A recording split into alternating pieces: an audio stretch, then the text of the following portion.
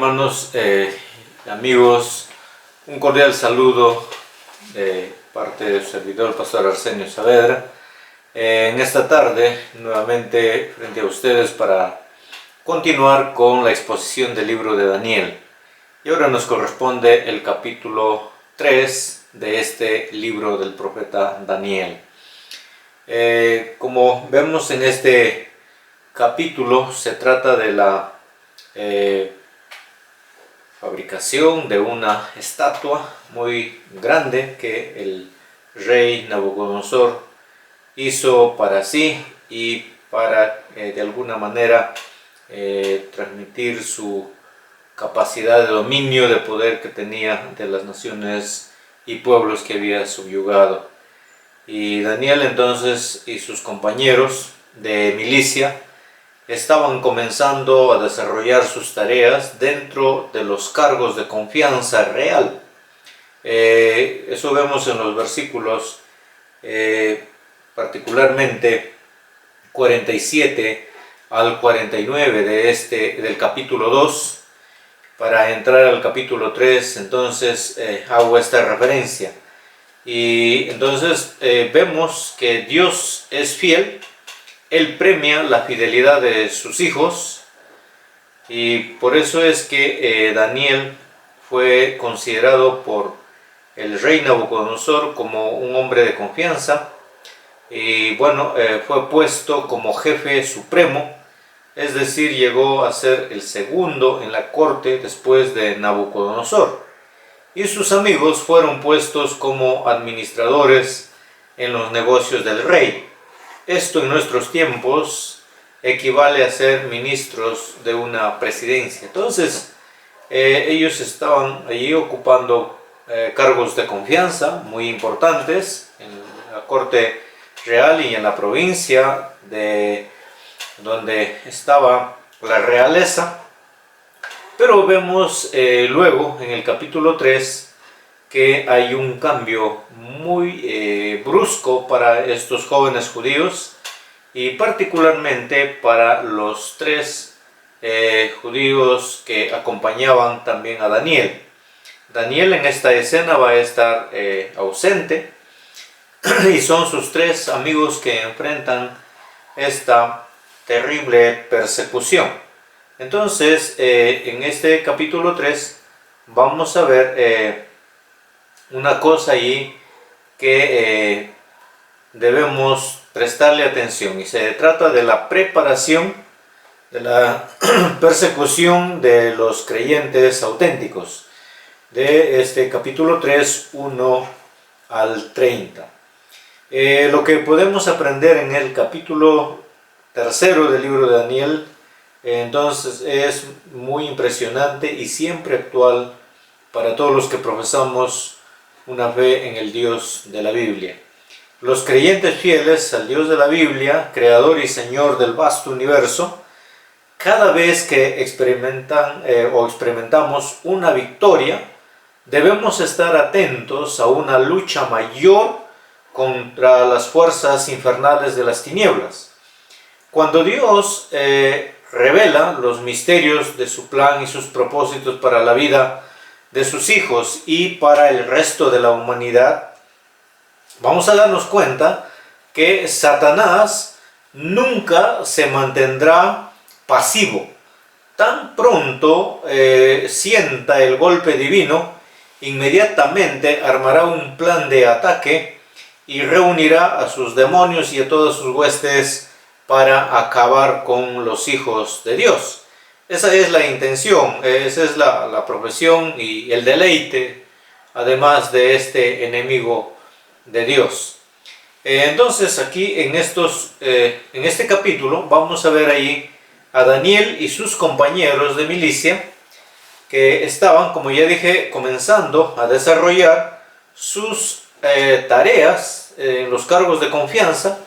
Entonces vemos ahí en el capítulo 3 que dice el versículo 1: el rey Nabucodonosor hizo una estatua de oro cuya altura era de 6 codos, de 60 codos, y su anchura de 6 codos.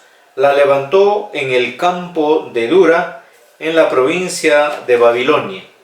Entonces, aquí el texto nos narra que fue Nabucodonosor el que hace esta estatua. Pero quisiéramos ir un poco más adentro del texto.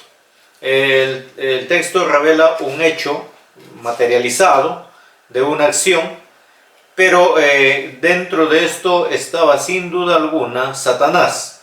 Satanás fue quien le reveló su plan a Nabucodonosor y lo indujo en su ADN.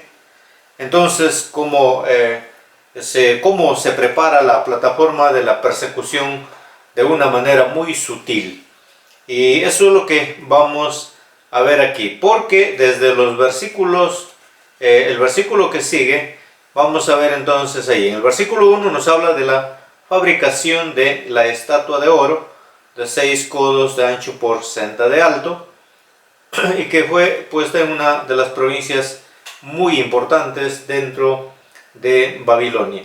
Y aquí entonces en los versículos 2 y 3 notamos que el rey hace una convocatoria a todos sus ministros, sus integrantes, sus hombres de confianza, a todas las autoridades, hombres de influencia, para que haya una concentración a fin de hacer una prestigiosa inauguración dedicada a esta estatua que había construido. Y es aquí un poco para reflexionar cómo es que en el capítulo 2, casi al final, Nabucodonosor se humilla y comienza reconociendo y dando la gloria al Dios de los cielos. Pero tan presto pasan estas cosas y ahora él hace una estatua convocando a que se le rinda adoración, se reconozca las obras portentosas de Nabucodonosor en este caso, y ahora va a hacer una convocatoria. Y él dice ahí en el libro de Daniel: y envió el rey Nabucodonosor a que se reuniesen los sátrapas, los magistrados y los capitanes, oidores, tesoreros, consejeros, jueces y todos los gobernadores de las provincias, para que viniesen a la dedicación de la estatua que el rey Nabucodonosor había levantado. Fueron pues reunidos los sátrapas, magistrados, capitanes, oidores, tesoreros, consejeros, jueces y todos los gobernadores de las provincias a la dedicación de la estatua que el rey Nabucodonosor había levantado, y estaban en pie delante de la estatua que había levantado el rey Nabucodonosor. Esto es una de las cosas muy importantes ahí entender. Cómo es que estas autoridades tan presto recibieron la convocatoria de parte del rey. Ellos se dieron prisa a estar reunidos para presenciar la dedicación de esta estatua.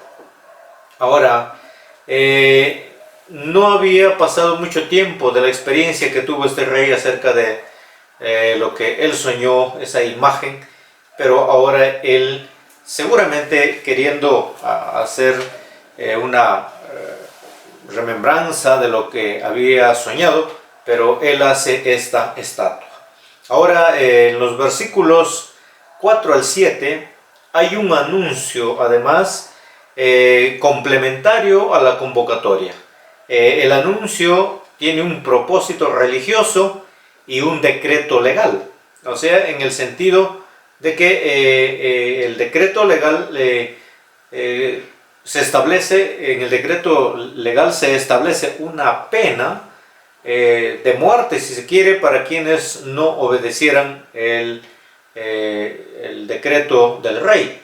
Y entonces aquí vemos en los versículos 3 al 4. Primero, entonces, la fabricación de la estatua. Segundo, convocatoria a la dedicación de esta estatua.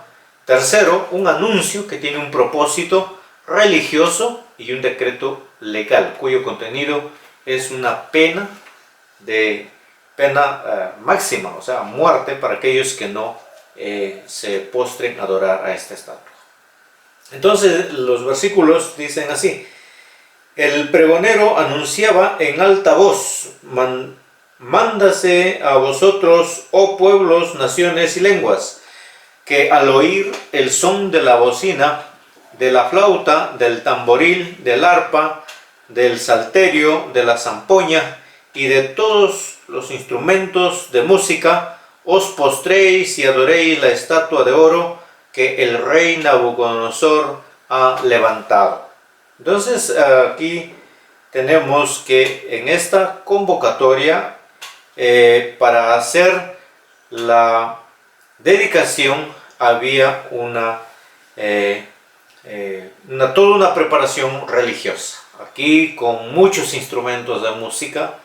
Y vemos aquí también que la música, habiendo sido creada obviamente para que se le dedique a Dios, se le rinda a Dios toda alabanza, canto, sin embargo también es utilizada para cosas perversas, ahí en este caso para la idolatría y por ende para rendir un culto a Satanás básicamente. Entonces ahí nos damos cuenta nosotros que hay una imitación grande del enemigo para querer captar la atención de la humanidad para sí mismo, para desviarla, para sembrarle dudas y para endurecer el corazón y alejarlos cada vez más de tener un encuentro personal con Dios. Y en los versículos 3, del 8 al 12, ahí vemos entonces una acusación muy premeditada, una acusación maliciosa que se hace a los jóvenes judíos, y se trata de persuadir al rey para que él pueda hacer las leyes mucho más drásticas a fin de que encontrar responsables a estos jóvenes y por ende acabar con la vida de estos jóvenes. Muchos de estos altos funcionarios que fueron convocados le tenían seguramente un celo laboral, una envidia a estos jóvenes que habían sido puestos en cargos de confianza por el rey, y no se hacía esperar ninguna otra cosa que esta ocasión para acusarlos a fin de que ya no estén más ellos teniendo privilegios en la corte real. Y entonces en estos versículos se ve que hay una acusación fuerte en cuanto a los jóvenes hebreos. Y dice el versículo 8 adelante al 12: por esto en aquel tiempo algunos varones caldeos vinieron y acusaron maliciosamente a los judíos, hablaron y dijeron al rey Nabucodonosor: Rey, para siempre vive. Tú, oh rey, has dado una ley que todo hombre al oír el son de la bocina, de la flauta, del tamboril, del arpa y del salterio, de la zampoña y de todo instrumento de música, se postre y adore la estatua de oro. Y el que no se postre y adore sea echado dentro de un horno de fuego ardiente. Hay unos varones judíos, los cuales les pusiste sobre los negocios de la provincia de Babilonia, Sadrach, Mesach y Abdenego. Estos varones, oh rey, no te han respetado, no han adorado a tus dioses, ni adoran la estatua de oro que has levantado. Aquí vemos entonces una acusación muy terrible. Ahora, debemos recordar quién está dirigiendo todo este asunto de persecución, todo este asunto de muerte para los jóvenes judíos que habían demostrado su fidelidad y perseverancia en una fe basada en la ley de Dios y mantenían su integridad perfecta en cuanto a su comunión con Dios en un mundo, dentro de un mundo pagano e idólatra. Vemos aquí que Satanás estaba en todo momento, y la Biblia dice claramente que él es acusador, y lo hizo primero en el huerto del Edén. Acusó a Dios directamente ante Eva, que Dios tenía sus conveniencias personales, por eso había puesto allí el árbol. Imagínense. Lo vemos también en el caso de Job, que de igual manera Satanás se presenta a Job, obviamente ante Dios, y le acusa a Job que Job no creía en Dios y no mantenía su integridad, porque realmente había un conocimiento y una conciencia responsable de Job, sino que él lo hacía por conveniencias personales. Imagínense, él va a acusar siempre. Lo hizo también con otros siervos de Dios, lo hizo con el Señor Jesucristo, incluso poniendo en cuestión si es que él era hijo de Dios o no. Si eres hijo de Dios, di que estas piedras se convierten en pan. Satanás va a estar siempre procurando crear disturbios, crear dudas, procurando interferir la obra del Señor. Ahora entonces, el versículo 13, hay una orden de arresto a los judíos. Nabucodonosor dio una orden inmediata que se los traiga bajo arresto a estos jóvenes, a esta convocatoria, y bueno, y él viene entonces, versículos 14 al 15, comienza allí la interrogación e intimidación a los judíos que no habían adorado a los dioses paganos, a los ídolos. Y es importante ahí que expresa estos versículos lo que Nabucodonosor hizo por congraciarse con los hombres también que tenían autoridad ahí, a los cuales servían en las diferentes instancias donde él los había puesto. Y aquí vemos entonces que él cumple ese deseo, se presta para cumplir ese deseo. Vemos la doblez de ánimo que tenía este hombre. Y claro, él no era un hijo de Dios, él no conocía la ley de Dios. Era un hombre que se guiaba por las apariencias y por las conveniencias personales. Cuando los judíos en este caso le revelaron y le interpretaron el sueño, él se sintió muy bien, pero ahora él se olvida y todo se lo pone por el suelo y no considera ninguna de esas cosas para no decretar o determinar una persecución o una ley de muerte para estos jóvenes judíos. Aparentemente aquí les da una opción a que ellos se retracten de mantener su integridad, y bueno, y le dice: si ustedes adoran a la estatua no les va a pasar nada, pero si es que ustedes ponen resistencia, entonces ya el horno está preparado y ustedes definitivamente van a morir.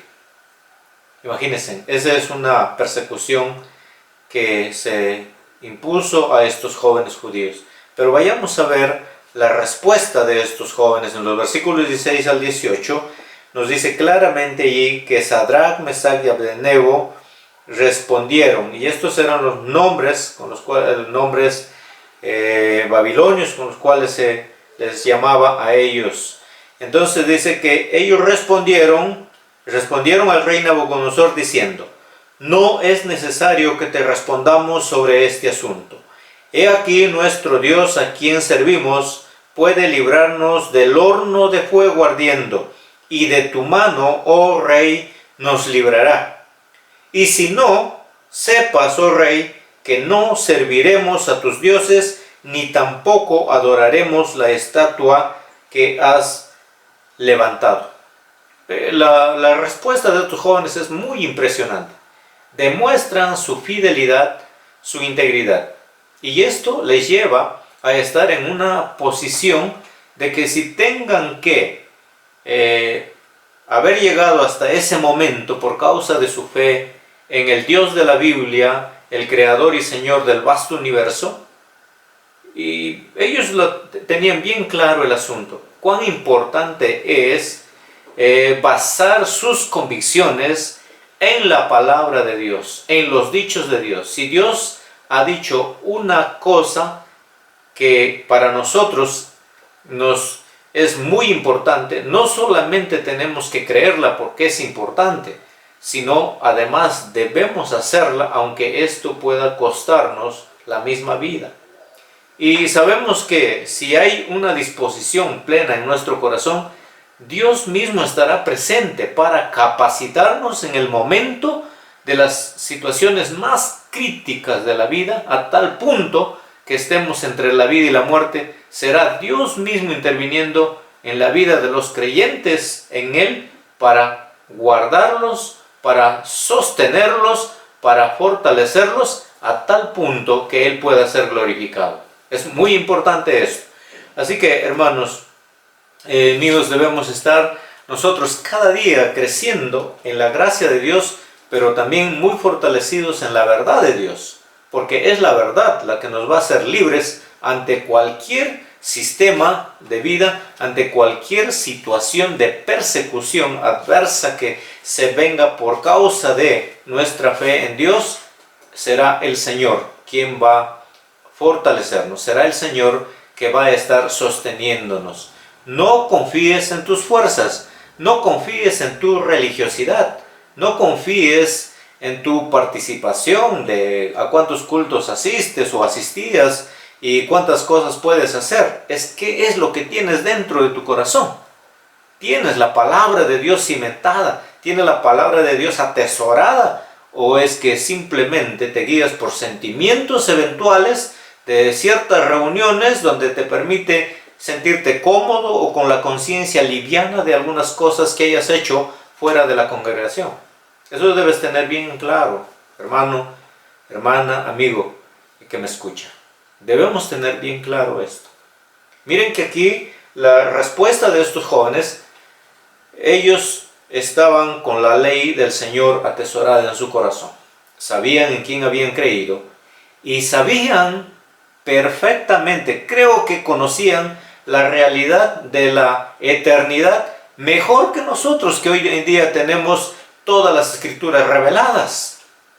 Ellos tenían bien claro que aún el cese de su vida temporal, esa separación de la materia y el espíritu, no era el fin, no era el fin.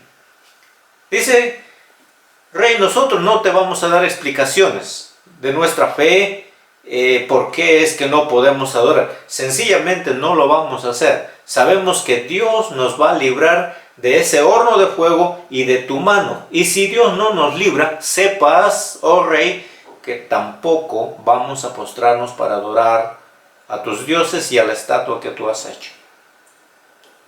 ¿Cuántos jóvenes hoy en día se doblegan y comen las migajas que el diablo les ofrece?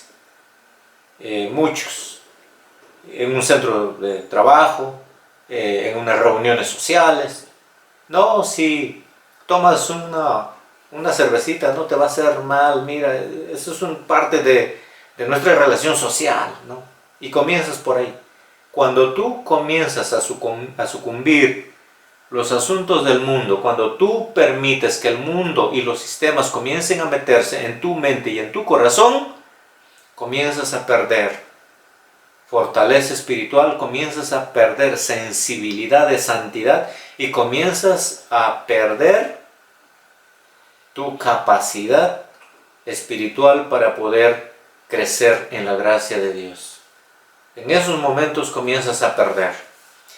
Y si persistes en ello, poco a poco te vas a dar cuenta que estás tan lejos como nunca habías pensado estar. Por eso es importante que prestes atención a estos versículos y que los leas y los vuelvas a leer ahí en tu casa. Y si no estás bien con el Señor, pregúntate, ¿eres o no eres? ¿Qué tienes en tu corazón? ¿Tienes al Señor? ¿Tienes su palabra? ¿O es puro sentimiento el que te mantiene en una congregación? Si es así, creo que es el momento para que tú acudas al Señor y rindas tu vida y te pongas en línea con Él. Entonces, vamos avanzando y dice aquí entonces esta respuesta es muy firme, es absoluta, es una respuesta que ellos no doblegan.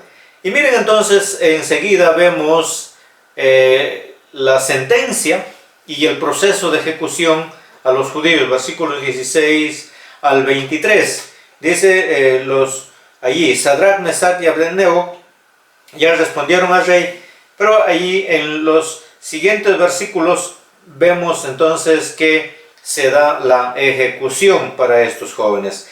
Versículo 19, entonces Nabucodonosor se llenó de ira y se demudó el aspecto de su rostro contra Sadrach, Mesach y Abednego, y ordenó que el horno se calentase 7 veces más de lo acostumbrado. Es que lo subieron a la máxima temperatura, a fin de que estos jóvenes, probablemente en toda su furia, él consideró, no quiero verlos que sufran, sino que mueran al instante. Pero miren ustedes lo que va a pasar. Y dice esto que en el versículo 20, y mandó a hombres muy vigorosos que tenía en su ejército que atasen a Sadrach, Mesach y Abednego para echarlos en el horno de fuego ardiente. Entonces estos varones fueron atados con sus mantos, sus calzadas, sus turbantes y sus vestidos, y fueron echados dentro del horno de fuego ardiente.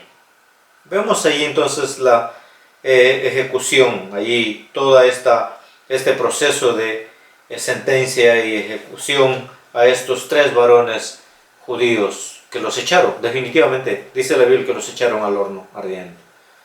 En el versículos 24 adelante, veamos allí la intervención de Dios y el espanto de Nabucodonosor. Esto es muy importante. Y dice el versículo, entonces allí 24, los versículos 24 al 26, que se dio con una grata sorpresa este rey Nabucodonosor al mandar a matar a estos jóvenes judíos. Entonces el rey Nabucodonosor se espantó y se levantó apresuradamente, dice ahí, ¿no?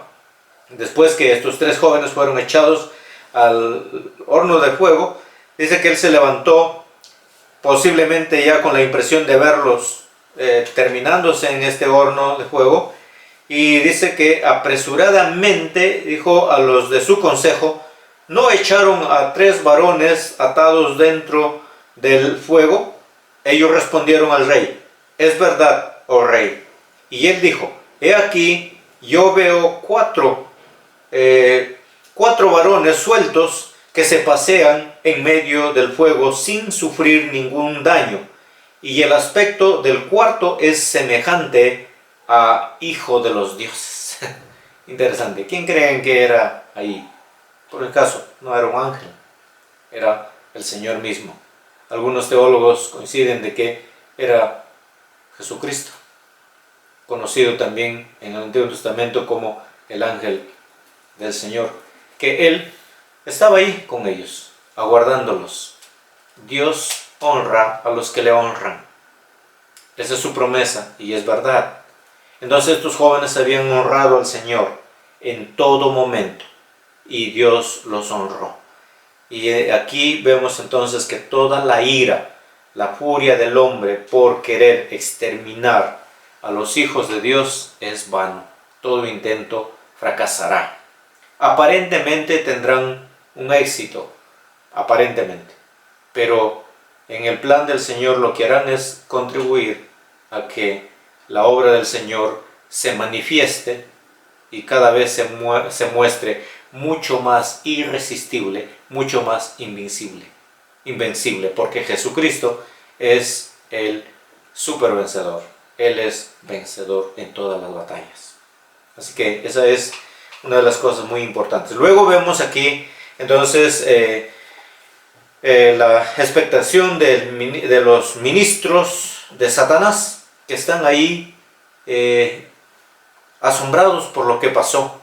Entonces vemos que la expectación de los ministros de Satanás llegó a un punto donde ellos tuvieron que pensar de que no estaban tratando de acabar con estos jóvenes judíos, sino que ahora se trataba de alguien más que está detrás o que está aún en medio de ellos, y es Dios. Tal vez a ellos no les era, que digamos, familiar entenderlo, pero nosotros hoy sí lo entendemos así.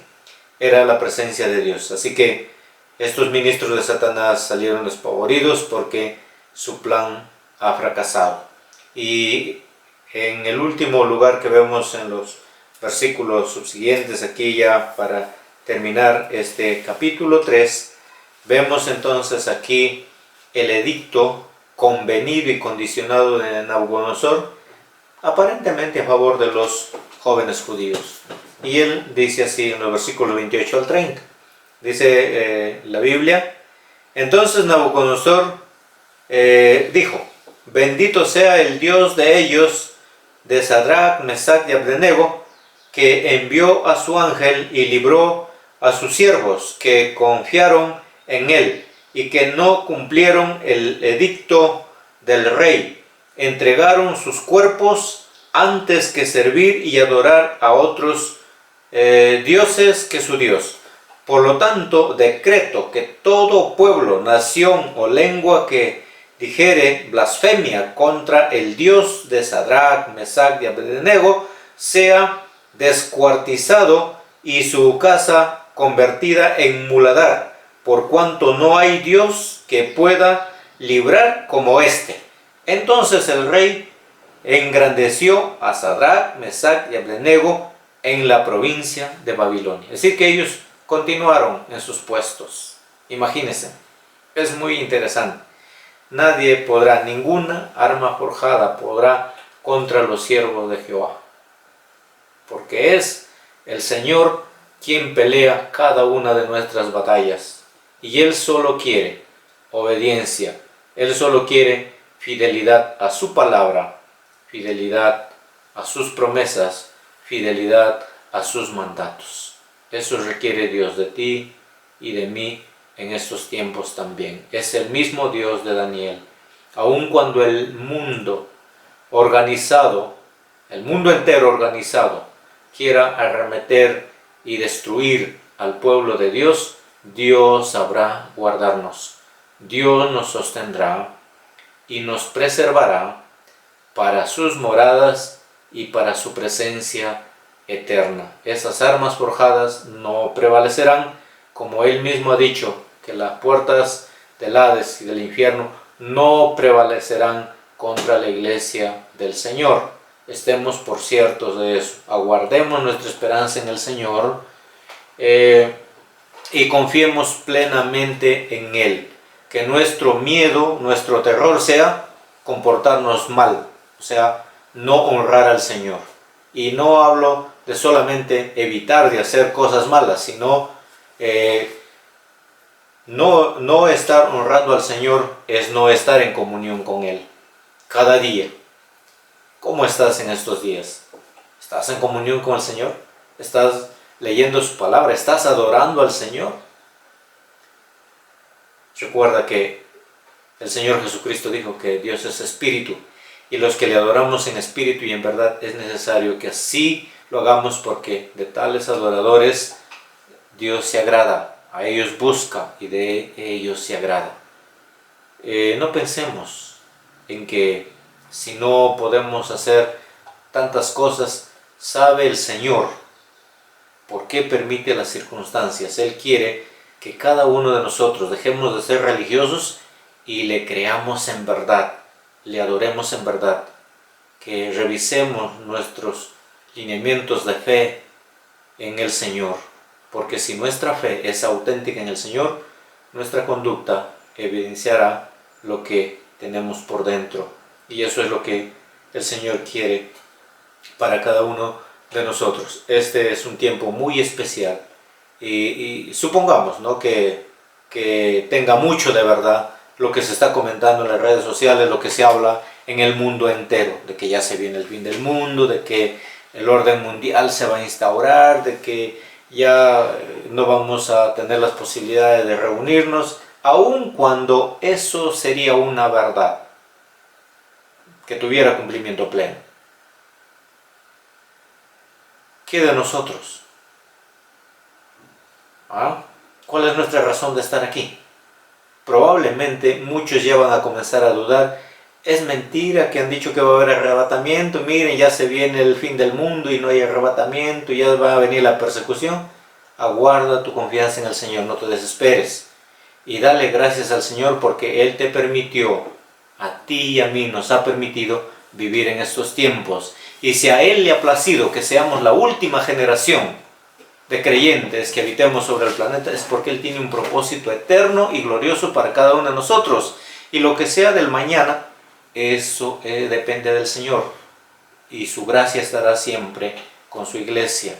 Su espíritu nos conducirá a honrarle. Así que no te desanimes, hónrale al Señor, adórale al Señor, alábale, medita en su palabra, guarda sus enseñanzas, hónrale ahí con tu familia y por ti mismo, hazlo bajo la guía del Señor. Te animo, que el Señor te bendiga y te dé mucha fortaleza. Padre, gracias por darnos la bendición de leer y reflexionar en tu palabra. Te pedimos que hagas que esta palabra, Señor, dé fruto en nuestra vida, transformando nuestra manera de entender y, Señor, llevándonos cada día hacia ti para ser llenos de tu presencia, de tu verdad.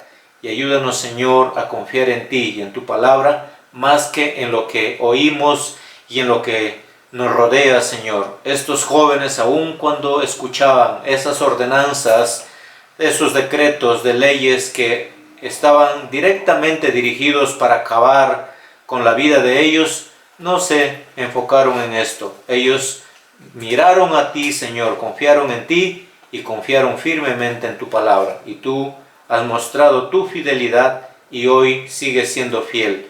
Danos de tu gracia para cada día vivir para ti, sin mirar tanto a lo que nos rodea, porque, Señor, tú eres mayor que todas las cosas. Tu palabra es verdad y solo tu verdad prevalecerá contra todo sistema, contra todo decreto humano pervertido, contra todas las obras del diablo. Señor, tu verdad siempre estará sobre todas estas cosas, Señor, y tu verdad dirigirá todo para que se cumplan los propósitos santos y eternos de ti para con tu iglesia. En el nombre de Jesucristo te imploramos, Señor, y te pedimos que nos ayudes cada día.